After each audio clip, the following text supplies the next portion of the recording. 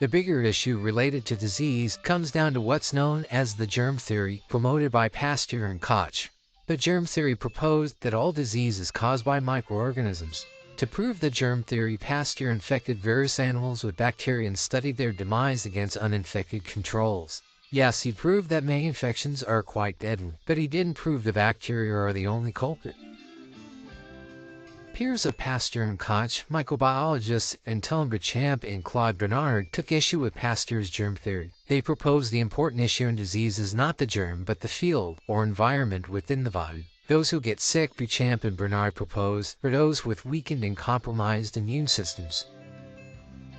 The germ theory missed a central component of the equation. Our planet is covered with infectious microorganisms in numbers beyond calculation. Each human body also contains trillions of bacteria. So if the outside and inside world is covered with bacteria, how could we have survived so long? How could most of us be healthy with so many microbes around? And how could humans have survived this massive infestation of microbes for so many thousands of years? In other words, a healthy body with a strong immune system and healthy probiotic colonies is significantly more likely to counter and defeat infective microbes.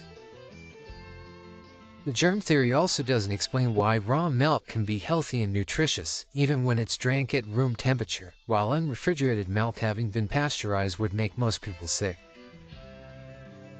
We can confirm the field theory quite simple. Foodborne outbreaks result in the sickness and death of only a few people when thousands, even hundreds of thousands may actually have consumed the contaminated products. In fact, many of our foods typically contain E. coli, salmonella, and many other bacterial species and do not make people sick. Why? Why will a foodborne infected food make one person sick and not another? Why do so few people get sick during an outbreak? Is it in the DNA? This would mean some families would get sick and other families would not. It would also mean that everyone in the same family would be sick, which doesn't typically happen. Or could it be immunization? This wouldn't be applicable in a bacterial foodborne illness. Most outbreaks are bacterial, so this would not apply. The fact is, just as humans and other critters live in communities, bacteria also live in communities. Those communities that prevail are those that are able to define and maintain their territories. This means that infection comes down to territory. This reality also means that those infected bacteria that can form colonies or territories among people will cause disease. But those who have bacteria within that are hardy enough to maintain their territory won't get sick. Thus again, it comes down to territory. If we maintain strong territories of probiotic bacteria, our risk of becoming infected by incoming bacteria is greatly reduced. Unfortunately, Koch and Pasteur's germ theory has basically prevailed in modern medicine, despite clear evidence to the contrary. The unfortunate thing is, while antibiotics have saved lives, their overuse has also unleashed superbugs that may well take a similar number of lives going forward.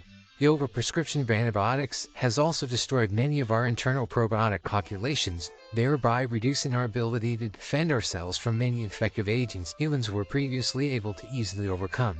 The issue here is that, in our attempt to isolate living organisms in order to study them, we have removed ourselves from the very ingredients that promote longevity, the commingling of life.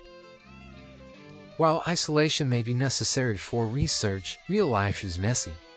Still, it is organized. Microorganisms are territorial, and this creates a larger type of order.